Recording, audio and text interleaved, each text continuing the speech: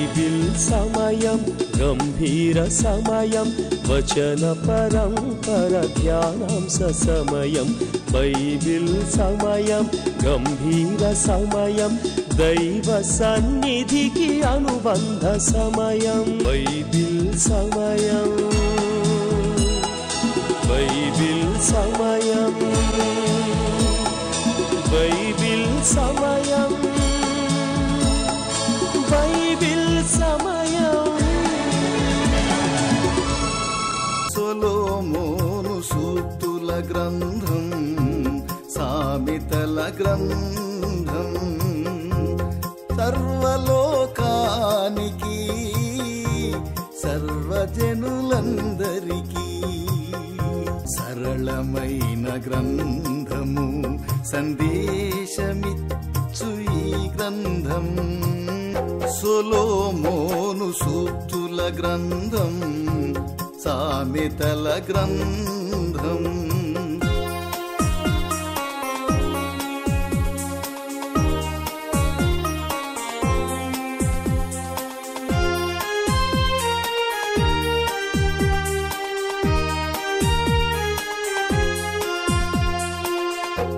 బాలురు యౌవనులు కన్యకలు వృద్ధులు రాజులు అధిపతులు భక్తులు సేవకులు అనుసరించదగినట్టి ఆదర్శ గ్రంథమిది ఉపదేశమంగీకరించిన సురక్షితముగా నుందురు కీడు వచ్చునన్న భయము లేక నెమ్మదిగా నుందురు సొలొమోను సూక్తుల గ్రంథం సామెతల గ్రంథం. దేవుడి నామానికి మహిమ కలుగునుగాక. అన్ని నామముల కంటే పైనామం యేసు నామమున దేవుడు మన జీవితాల్లో ప్రభునందు మనం స్థిరలై ఉండగా మనల్ని నీటి ఊట వలె ఆయన ఉంచే దేవుడనే ఆత్మీయ సత్యాన్ని తెలుసుకోవాలి అనంటే ఈ రక్షణ సువార్త విని రక్షణ పొందాలి. ఇంత గొప్ప అవకాశాన్ని సద్వినియోగం చేసుకొని కోట్లాది ప్రజలు ఈ రక్షణ సువార్త విని రక్షణ పొందే అవకాశాన్ని, రక్షణ పొందిన వారు ఈ ఆత్మీయ సత్యంలోకి లోతైన అనుభవంలోకి వెళ్ళే అవకాశాన్ని వీరు వెళ్ళలేకపోయినా వెళ్ళేలాంటి యేసు అనుచరుల పరిచర్యని ప్రోత్సహించి బలపరిచి మా యేసు అనుచరుల పరిచర్యకి ఎంతో ప్రియులు ఆప్తులు మిస్సెస్ కుసుమ కుమారి గారు, వైఫ్ ఆఫ్ లేట్ యోబు గారు, వారి బాపట్ల డిస్టిక్ వాస్తవ్యులు, వారి కుమారులు మైకిల్ గారు, కుమార్తె ఎస్తేర్, మరొక కుమార్తె కెజియా గారి కొరకై, వారి గ్రాండ్ చిల్డ్రన్ కొరకై, ప్రాముఖ్యంగా జోసెఫ్ రత్నాకర్ ఎంసెట్ కొరకై, జోనథన్ ఎంబీఏలో మంచి కాలేజ్ కొరకై ప్రార్థించమన్నారు. కుసుమ కుమారి గారు మరియు లేట్ యోబు గారి బిడ్డల్ని దేవుడు నిండుగా మెండుగా దీవించునుగాక. కుసుమ కుమారి అమ్మగారికి దేవుడు మంచి ఆరోగ్యాన్ని అనుగ్రహించి ఈ కుటుంబాన్ని బలపరిచి నడిపించునుగాక. దేవుడు ఈ కుటుంబంలో ఉన్న ప్రతి అవసరతని తీర్చిదిద్దునుగాక. దేవుడు ఈ కుటుంబానికి వీరితో పాటు ఈ వాక్యమిని రక్షణ తీర్మానం తీసుకోబోతున్న ప్రతి బిడ్డ జీవితంలో ఇస్తున్న వాగ్దానం, ఎప్పుడును ఊబుకుచుండు నీటి ఊట వలెను ఉండేదవు. యెషయా గ్రంథం 58వ అధ్యాయం 11వ వచనం. దేవుడి కుటుంబానికి ఇస్తున్న ఆజ్ఞ, ప్రభునందు స్థిరులై ఉండుడి. ఫిలిప్పీలకు రాసిన పత్రిక 4వ అధ్యాయం 1వ వచనం. ఈ ఆజ్ఞానుసారంగా ఈ ప్రతి కుటుంబము రక్షణ పొందాలని తీర్మానం తీసుకున్న ప్రతి బిడ్డ, ఈ వాక్యాన్ని వింటున్న ప్రతి బిడ్డ జీవించునుగాక. దేవుడి వాగ్దాన వారందరిలో నెరవేర్చి దేవుడు మహిమ పొందుకునే విధంగా ఈ కుటుంబాలందరినీ దేవుడు దీవించి ఆశీర్వదించునుగాక. Amen. Good evening. Praise the lord. దేవుని నామానికి స్తోత్రం. సకాలానికి వచ్చిన మీ అందరికీ నా ప్రత్యేక వందనాలు. దేవుడు ఈరోజు తన వాక్య సమృద్ధి చేత మనందరినీ దీవించునుగాక. మీరే కాదు, మీలో కొంతమంది కొత్తవారు వచ్చినట్టుగా ఉన్నారు. Thank you very much.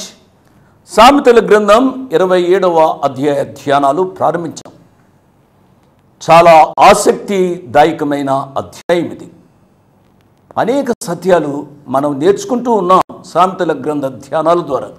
మీలో చాలామంది కృత విషయాలు నేర్చుకుంటున్నారని నేను ఆశపడుతున్నాను. దేవుడు తన వాక్య సమృద్ధి చేత మనందరినీ దీవించాలి. అమ్మా బాబు, దేవుని వాక్యాన్ని వినడం ఒక ఎత్తు, దేవుని వాక్యాన్ని హృదయాల్లోకి స్వీకరించి దాని ప్రకారం జీవించడం మరొక ఎత్తు. అది ఆశీర్వాదకరమైన పద్ధతి. దేవుని వాక్యాన్ని హృదయంలో స్వీకరించి దానిని లోకంలో ప్రత్యక్షపరచినట్లయితే అనేక మంది దీవించబడటానికి అవకాశం ఉంది. మీ ఆరోగ్యాల కొరకు ప్రార్థన చేస్తున్నాం, మీ వ్యక్తిగత జీవితాల కొరకు ప్రార్థన చేస్తున్నాం, మీ కుటుంబంలో శాంతి సమాధానాలు విరాజ్యాలని ప్రార్థన చేస్తున్నాం. కుటుంబము బాగుపడితే సంఘాలు బాగుపడతాయనే విషయాన్ని నేను పదే పదే చెబుతున్నాను. క్రైస్తవ సంఘానికి రాకుండా ఎంతోమంది క్రైస్తవేతరులు కూడా దేవుని యొక్క వాక్యాన్ని వింటున్నారు. కొంతమంది సిస్టర్స్ మాట్లాడుతూ చెబుతూ ఉంటారు, మేము గుడికి వెళ్ళడానికి వీలు పడదు, మా ఆయన గారు ఒప్పుకోరు, లేక మా పిల్లలు ఒప్పుకోరు. కానీ దేవుని వాక్యాన్ని వింటూ ఉంటాం. మా ఆయన గారు పిల్లలు లేనప్పుడు దేవుని వాక్యాన్ని చదువుకుంటూ ఉంటాము అని చెప్పి ఎంతోమంది విశ్వాసులు ఇండ్లలోనే ఉంటూ వాక్యాన్ని ధ్యానిస్తూ ఉంటారు. అట్టి వారికి నా హృదయపూర్వక ఆశీస్సులు. దేవుడు మిమ్మల్ని నిండారుగా దీవించునుగాక. దేవుని వాక్య ధ్యానంలోనికి వెళ్దాం. దానికి ముందుగా ఒక పాట విందాం. యౌవనుడా ఎందాక నీ పయనం, ఈ రంగుల వలయంలో నీవు చిక్కుకున్నావా? యౌవనుడా ఎందాక నీ పయనం, ఈ రంగుల వలయంలో నీవు చిక్కుకున్నావా? నీ గురి ఏదో ఇంకా నీకు తెలియకున్నదా? నీ గురి ఏదో ఇంకా నీకు తెలియకున్నదా? నీ గమ్యం ఏదో తెలియక పరుగెడుతున్నావా? నీ గమ్యం ఏదో తెలియక పరుగెడుతున్నావా? యౌవనుడా ఎందాక నీ పయనం, ఈ రంగుల వలయంలో నీవు చిక్కుకున్నావా?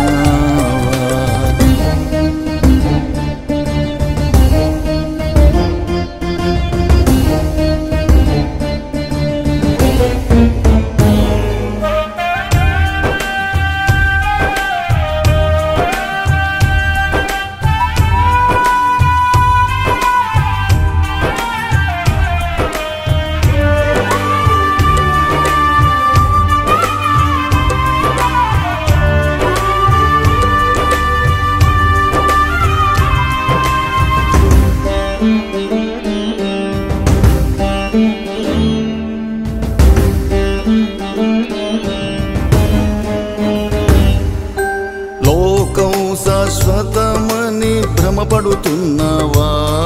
నీ మోహపు చూపులతో కలలు కంటున్నావా? పాటను విన్నారు కదూ. ఇక ప్రార్థన చేసుకుని దేవుని యొక్క వాక్యాన్ని ధ్యానం చేసుకుందాం. ప్రేమ నమ్మకం కలిగిన మా ప్రియ పరలోకపు తండ్రి, వందనాలు, స్తోత్రాలు. మీ కుమారుడు మా రక్షకుడు యేసు ప్రభు వారి యొక్క ఉన్నతమైన నామంలో మీ పాద సాన్నిధ్యానికి వస్తున్నాం. సామెతల గ్రంథ ధ్యానాల ద్వారా మమ్మల్ని హెచ్చరిస్తున్నారు, ఆదరిస్తున్నారు, సరిచేస్తూ ఉన్నారు. మీ కృపా ఏర్పాటును బట్టి మీకు వందనాలు, స్తోత్రాలు. వాక్యం వినడం మాత్రమే కాక వాక్య ప్రకారం జీవించే అనుభవాలు దయచేయండి. ఈ వాక్యాన్ని దినదినం వినడం ద్వారా మీ కుమారుని స్వారూప్యంలోనికి ఎదగడానికి సహాయం చేయండి. చెప్పేవారంగానే కాకుండా చేసేవారంగా మమ్మలను దీవించండి నాయన. లోకానికి ఉప్పుగా ఉండడానికి సహాయం చేయండి, లోకానికి వెలుగుగా ఉండడానికి సహాయం చేయండి. లోకం ఎదుట మా జీవితాలను ప్రత్యక్షపరుస్తూ అనేకులను మీ వైపు నడిపించే అనుభవంలోనికి నడిపించండి నాయన. ప్రభువా ప్రభువా అని పిలిచి మీ చిత్తాన్ని నెరవేర్చకుండా జీవించే వారంగా కాకుండా మీ చిత్త ప్రకారం జీవించే అనుభవాలు దయచేయండి. మా యవ్వన బిడ్డలను దీవించండి, వృద్ధులైన బిడ్డలను దీవించండి, చంటి బిడ్డలను దీవించండి నాయనా. ఈ బైబిల్ సమయం కార్యక్రమం అనేకులకు ఆశీర్వాదకరంగా మార్చండి. మార్చినందుకై వందనాలు, స్తోత్రాలు. ఈ రాత్రి వాక్య భాగాన్ని మీ కృపాహస్తాలకు అప్పగిస్తూ యేసు ప్రభువు వారి ఉన్నతమైన నామమున స్తోత్రం చెల్లించి వేడుకున్నాము తండ్రి, ఆమేన్. సామెతల గ్రంథం 27వ అధ్యాయాన్ని ప్రారంభించాం. సామెతల గ్రంథం 27వ అధ్యాయాన్ని ప్రారంభించిన మొదటి వచనం చదువుతున్నప్పుడు నా చిన్న వయసులో విన్న ఒక కథ నాకు గుర్తుకొచ్చింది. ఏం రాయబడింది? రేపటి దినమును గూర్చి అతిశయపడకము. అల్లాస్కర్ అనేవాడు ఒకడు ఉండేవాడట. వాడు గాజు సామాన్లు అమ్ముకునేవాడు. గాజు సామాన్లు అమ్ముకుంటూ బాగా అలసిపోయి ఒక చెట్టు దగ్గరికి వచ్చి అతడు తిన్న తరువాత నిద్రపోయాడు. ఆ గాజు సామాన్లు ఉన్న ఆ సామాగ్రి ఉన్న పెట్టె తన యొక్క కాళ్ళ ముందే ఉండి నిద్రపోయాడు. నిద్రపోయి అతడు కలగొంటున్నాడు, ఇప్పుడు నా సామాను అమ్ముతాను, అమ్మిన తరువాత స్టీల్ సామాను కొంటాను, స్టీల్ సామాను కొన్న తరువాత అది అమ్మిన తరువాత వెండి సామాను కొంటాను, వెండి సామాన్లు అమ్మిన తరువాత బంగారు సామాన్లు అమ్ముతాను, పెళ్లి చేసుకుంటాను, పెద్ద ఇల్లు కడతాను, ఏమేమో చేస్తాను అని తన కలలో కోరికలు కంటున్నాడు. పెళ్లి చేసుకున్న తర్వాత తన భార్య ఏదైనా మాట చెప్తే వినకపోతే ఆ భార్యను ఎలా తన్నుతాను అని అతడు తన్నాట. తన్ని కళ్ళు తెరిచేటప్పటికీ తన కాళ్ళ దగ్గర ఉన్న ఆ గాజు సామానం అంతా పగిలిపోయిందట. అల్లాస్కర్ కలగనటం అని అంటారు. రేపటిని గూర్చి అతిశయపడవద్దు. ఏ దినము కీడు ఆనాటికి చాలును. రేపు సంగతి ఆలోచించవద్దు. Procrastination is thief of time. వాయిదా వేయవద్దు. చెడు దినాల్లో మనము జీవిస్తూ ఉన్నాం. ఈ సత్యాన్ని మీరు గ్రహించాలి. నీ నోరు కాదు అన్యుడే, నీ పెదవులు కాదు పరులే నిన్ను పొగడదగును. కాబట్టి మనకు మనముగా పూడుకోవడంలో గొప్ప సంగతి లేదు ప్రియులరా. గత పాఠం ముగింపులో నేను గొల్యాతును గూర్చి చెబుతూ నేను ముగించాను.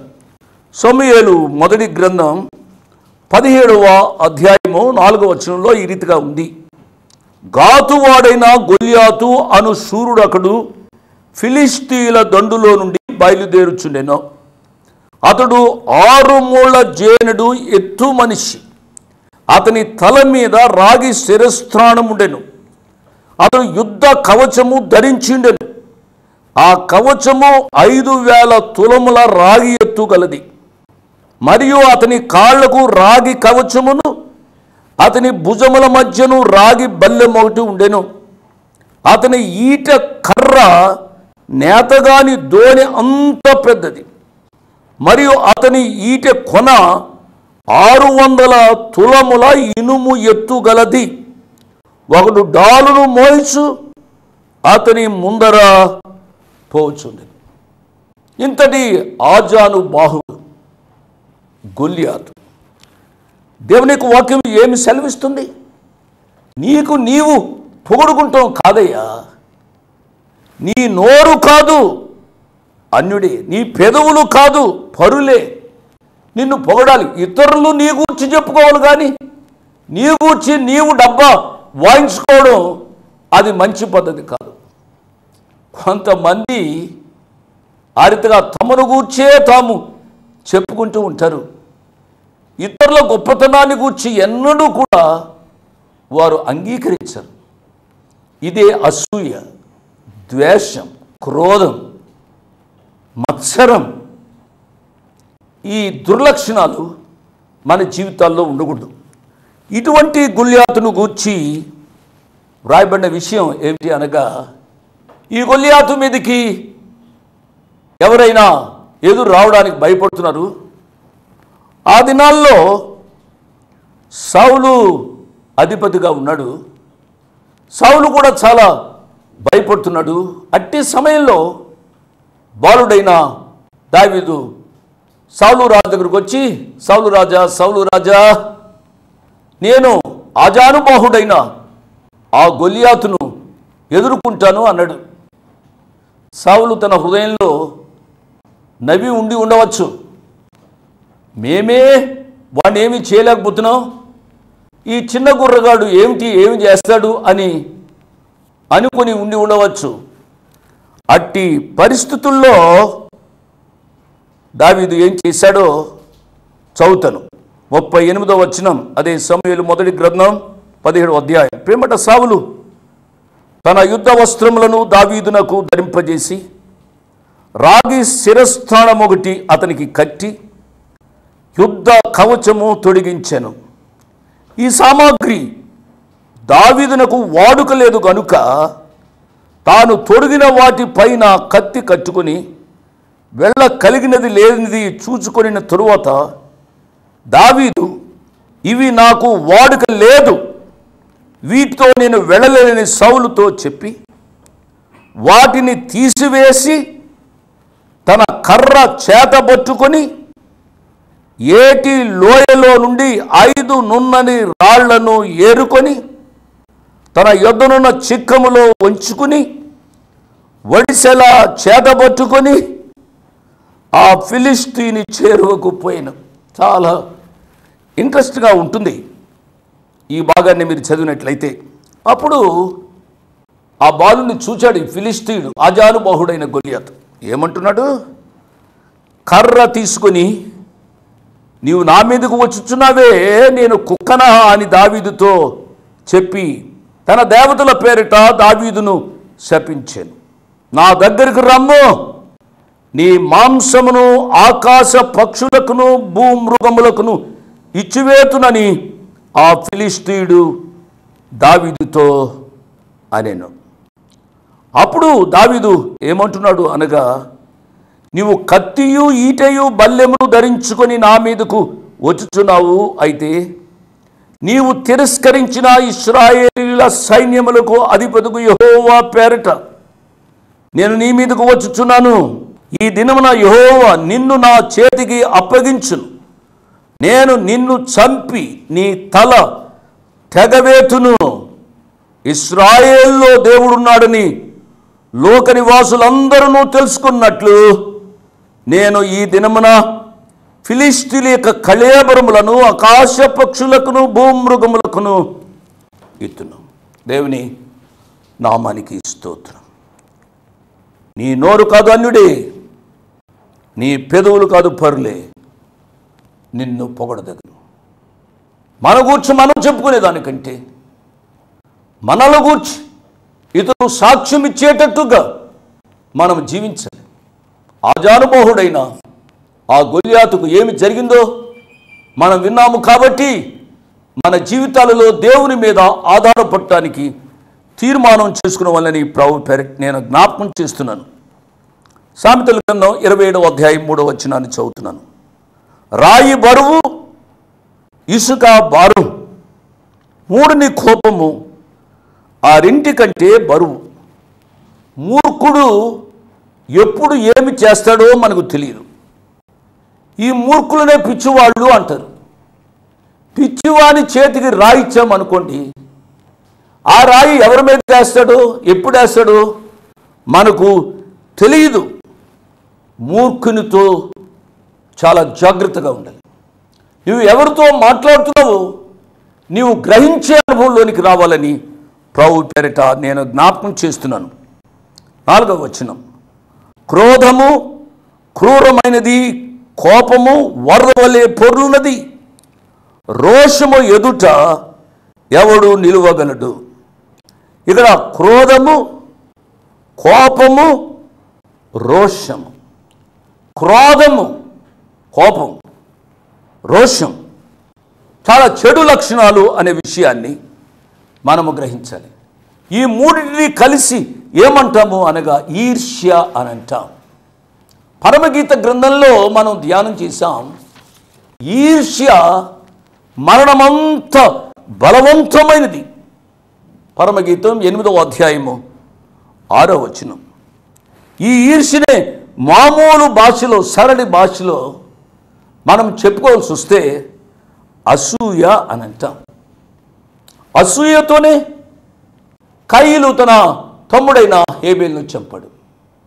అసూయతోనే పెద్దవారైన ఆ ఇశ్రాయేలీయులు, యాకోబు కుమారులు తన తమ్ముడైన యోసేపును ఐగుప్తు దేశానికి అమ్మివేశారు. నా ప్రియులారా, క్రోధము, కోపము, రోషము ఎన్నడూ కూడా మంచివి కావు అనే విషయాన్ని నేను జ్ఞాపకం చేస్తున్నాను. 5, 6 వచనాలు. లోపల ప్రేమించుట కంటే బహిరంగముగా గద్దించుట మేలు. మేలును కోరి స్నేహితుడు గాయములు చేయను, పగవాడు లెక్కలేని ముద్దులు పెట్టుకును. అవును, లోపట ప్రేమిస్తాము, మనము గోతులు త్రవ్వుతూ ఉంటాం. అంతకంటే ముఖ్యమైనది ఏమిటనగా బహిరంగముగా గద్దించాలి. పౌలు గారు పేతురు గారిని, అంటే యేసు ప్రభు శిష్యుల్లో ప్రథముడు, చాలా ప్రాముఖ్యమైన వాడు, పేతురు గారిని గద్దించవలసి వచ్చినప్పుడు వెనుకాడలేదు. లోపట ప్రేమించేదానికంటే బహిరంగముగా గద్దించడం మేలు అనే సూక్తి పౌలు గారి యొక్క జీవితంలో ఎంతో చక్కగా నెరవేరినట్లుగా మనం చూస్తాం. పౌలు గారు గలతీ సంఘానికి వ్రాస్తూ ఈ రీతిగా చెప్పారు. గలతీలకు రాసిన పత్రిక 2వ అధ్యాయము 14వ వచనంలో ఈ రీతిగా ఉంది. వారు సువార్త సత్యము చొప్పున క్రమముగా నడుచుకొనకపోవుట నేను చూచినప్పుడు, పౌలు గారు అంటున్నాడు, అందరి ఎదుట కేఫాతో అనగా పేతురుతో నేను చెప్పినది ఏమనగా, నీవు యూదుడు అయ్యుండియు యూదుల వలె కాక అన్యజనుల వలెనే ప్రవర్తించుచుండగా అన్యజనులు యూదుల వలె ప్రవర్తింపవలనని ఎందుకు బలవంతము చేయుచున్నావు? ప్రియులారా, ముఖము ఎదుట పొగిడి చాటున విమర్శించడం అంత మంచి పద్ధతి కాదు. మేలు కోరే ప్రతి స్నేహితుడు అంటే నేను అర్థం చెప్పాను. A friend in need is a friend indeed. పరిస్థితులన్నీ బాగా ఉన్నప్పుడు స్నేహం కాదు, పరిస్థితులన్నీ భిన్నంగా ఉన్నప్పుడు స్నేహితుడు ఆదుకుంటేనే అతడు స్నేహితుడు. మేలును కోరిన ప్రతి స్నేహితుడు కూడా గాయము చేస్తాడు, కానీ పగవాడు లెక్కలేనన్ని ముద్దులు పెట్టుకుంటాడు. యేసు ప్రభు వారిని అప్పగించే సమయంలో ఇస్కరియోతు యోధా ఏమి చేశాడో మనందరికీ తెలుసునండి. ముద్దు పెట్టుకుని తన గురువు గారిని యేసు ప్రభు వారిని అప్పగించిన దుర్మార్గుడు ఇస్కరియోతు యోధా. పగవాడు లెక్కలేనన్ని ముద్దులు పెట్టుకున్నాం. నా ప్రియులరా, మన యొక్క జీవితాల్లో ఏదైనా ఉంటే యథార్థంగా ముఖం మీద చెప్తాము. చాటున మనం ఎవరిని విమర్శించవద్దు. మనము అనేకులకు ఆశీర్వాదకరంగా ఉండగలిగినట్లుగా తీర్మానం చేసుకునే వాళ్ళని మనవి చేస్తూ ముగిస్తున్నాను. దేవుడు ఈ రోజు తన వాక్య సమృద్ధి చేత మనందరినీ నిండారుగా దీవించును గాక. ఆమేన్. Praise the Lord. దేవుడి నామానికి మహిమ కలుగును గాక. యేసు అనుచరుల ఒక దర్శనం, యేసు అనుచరుల ఒక పరిచర్య. తండ్రి గారు, మన ప్రియతమ అన్న, తండ్రి సమానులు జోషన్న గారు యేసు అనుచరుల పరిచర్యను స్థాపించి వారు చేసిన ఒక గొప్ప పరిచర్య, సువార్త పరిచర్య. అందని ప్రాంతాలకు వెళ్ళి సువార్త అందించాలి, సంఘాలు లేని దగ్గర సంఘాలు స్థాపించాలి అనే ఒక దర్శనంతోనే యేసు అనుచరుల పరిచర్యను ప్రారంభించడం జరిగింది. ఈ పరిచర్య, ఈ దర్శనంతోనే కుమారులుగా దేవుడు మాకు కూడా ఇచ్చిన దర్శనాన్ని ఈ విధంగా మేము ముందుకు కొనసాగిస్తున్నాం. దేవుడు మాకు ఇచ్చిన ఒక దర్శనం ఏంటిదనగా, మళ్ళీ అందని ప్రాంతంలో వెళ్ళి సువార్త పరిచర్య ప్రారంభించాలి. కాబట్టి కేవలం మీటింగ్స్కి చేయడము, మీటింగ్స్కి అటెండ్ అవ్వడం, ఆదివారపు సర్వీసెస్లో అటెండ్ అవ్వడమే కాదు, కానీ వ్యక్తిగతంగా మారుమూల గ్రామాలకు వెళ్ళి సువార్త పరిచర్య చేయాలి, అక్కడ ఉన్న వారిని బలపరచాలి, సంఘాలు లేని పక్షాన సంఘాలు కట్టాలి అనే ఒక దర్శనం. అదేవిధంగా ఆ ప్రాంతంలో ఎక్కడికైనా వెళ్తే ఎవరైనా ఇళ్ళు కూడా దర్శించి వారిని ఆత్మీయంగా బలపరిచి ప్రార్థన చేయాలి అనే ఒక నిర్ణయాన్ని సేవకుల సదస్సులో మేము తీసుకోవడం జరిగింది. కాబట్టి జనవరి నుంచి అందని ప్రాంతంలో వెళ్ళి సువార్త పరిచర్య చేయాలి, అక్కడ సువార్త అందిన బలహీనంగా ఉన్న సంఘాన్ని బలపరచాలి అనే ఒక దర్శనంతో మేము గుంటూరు ప్రాంతంలో అచ్చంపేట అనే ఒక గ్రామం దగ్గర ఒక ఏజెన్సీ ఏరియా దగ్గరికి వెళ్ళి సువార్త. మీరు అనుకోవచ్చు, టై కట్టుకున్నారు, కొంతమంది సూట్ వేసుకుంటారు, స్పర్జన్ గారు అమెరికా నుంచి వచ్చారు, వీరేం పరిచర్య చేస్తారులే అని అనుకోవచ్చు. కానీ మీరు ఈ వీడియోస్ చూడండి. మేము మాకున్న దర్శనము సువార్త పరిచర్య అందని ప్రాంతంలో చేయాలి. మేము మీటింగ్స్కి వెళ్తున్నాం, పట్టణాలకు వెళ్తున్నాం, విదేశాలకు వెళ్తున్నాం, అన్నిటి దగ్గర సువార్త చేస్తున్నాం. కానీ మా మూలము దేవుడు మాకు ఇచ్చిన దర్శనంలో ఈ విధంగా వీధి సువార్త. అన్నయ్య గారైతే సుమారుగా 25 సంవత్సరాల తర్వాత ఈ విధంగా వీధి పరిచర్య చేయడం జరిగింది. కాబట్టి నాన్నగారితో పాటు నేను ఉన్నప్పుడు ఈ విధంగా అనేక సువార్త పరిచర్యలు మేము చేశాం. తర్వాత పేదవారికి కూడా సహాయం చేయడం అనేది జరిగింది. కరోనా సమయంలో కానీ వేరే సమయంలో కానీ ఈ విధంగా సహాయం చేయడము జరిగింది. కాబట్టి యేసు అనుచరుల పరిచర్యని ఈ విధంగా మీరు ప్రతిరోజు మీ కుటుంబ ప్రార్థనలో జ్ఞాపకం చేసుకొని ఈ విధంగా మా కొరకు మీ ప్రియతమ అన్న జోషన్న గారి బిడ్డల కొరకు మీరు ప్రార్థిస్తూ ప్రోత్సహిస్తున్న విధానాన్ని బట్టి మీకు ఎంతో వందనాలు, కృతజ్ఞతలు నేను చెల్లించుకుంటున్నాను. ఈ విధంగానే పరిచర్య కొనసాగించాలి, ఈ విధంగానే అందని ప్రాంతంలో సువార్త అందించాలి.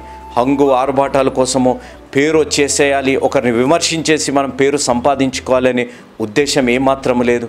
కేవలం స్వచ్ఛమైనది, జీవం కలిగిన దేవుని వాక్యాన్ని, జీవితాలు మార్చే దేవుని వాక్యాన్ని సువార్త అందించాలి అనే దర్శనంతో మేము ఈ పరిచర్యను కొనసాగిస్తున్నాం.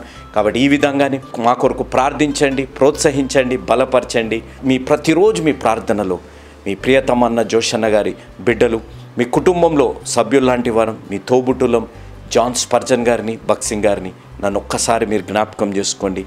ఇంత అననుకూలతమైన ప్రతికూల పరిస్థితుల్లో సువార్త పరిచర్య చేసే బిడ్డలుగా, మీ కుటుంబ సభ్యులుగా మేమున్నాం. కాబట్టి మా కొరకు ప్రార్థించమని, ప్రోత్సహించమని నా మనవి. దేవుడు మిమ్మల్ని దీవించి ఆశీర్వదించునుగాక. ఆమేన్. Praise the lord.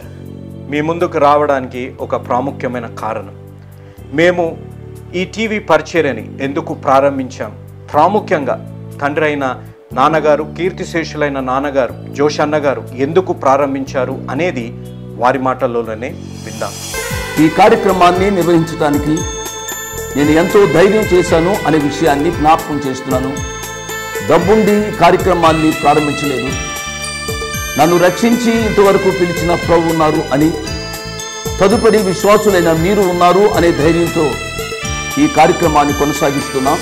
విన్నారు కదా, నాన్నగారు ఏ ధైర్యమైతే వారు చేసి టీవీ కార్యక్రమాలని ప్రారంభించారు, మన రక్షకుడైన యేసు ఉన్నారని, విశ్వాసులైన మీరు ఉన్నారనే ధైర్యంతోనే ఈ టీవీ కార్యక్రమాలని మేము కొనసాగిస్తున్నాం గత సంవత్సరాలుగా. ఇక ముందు కూడా మేము కొనసాగించాలి అని అంటే మీలో విశ్వాసులైన మీరు, ప్రేరేపింపబడ్డ వారు మీరు, వచనం వెంబడి వచ్చిన ధ్యానాలు జోషన్న గారివి, పాయింట్ వైజ్ ధ్యానాలు జాన్ స్పర్జన్ గారివి, హీరోస్ ఆఫ్ ది బైబిల్ అనే సిరీస్ ధ్యానాలు భక్త్ సింగ్ నావి కొనసాగేటట్టు మీరు ప్రేరేపింపబడితే, మీరు సహాయం చేసి మీరు నేరుగా నాతోని మాట్లాడవచ్చు. నాతో మాట్లాడి మాకు సహాయం చేయాలనేది నా మనవి. కాబట్టి మీరందరూ ఏ భారమైతే, సేవా భారమైతే నాన్నగారు గత 40 సంవత్సరాలుగా ముందుకు కొనసాగించారు, ఇప్పుడు యవనస్తులమైన మా అన్నగారు జాన్ స్పర్జన్ గారు మాపై ఉంది. కాబట్టి మీరు కూడా ఏ విధంగా నాన్నగారిని అయితే ప్రోత్సహించారు, నాన్నగారిని ఆదరించారు, మమ్మల్ని కూడా ఆ విధంగానే ప్రోత్సహించి ఆదరిస్తారని నమ్ముచు సెలవు తీసుకుంటున్నాను. దేవుడు మిమ్మల్ని దీవించి ఆశీర్వదించునుగాక. ఆమేన్.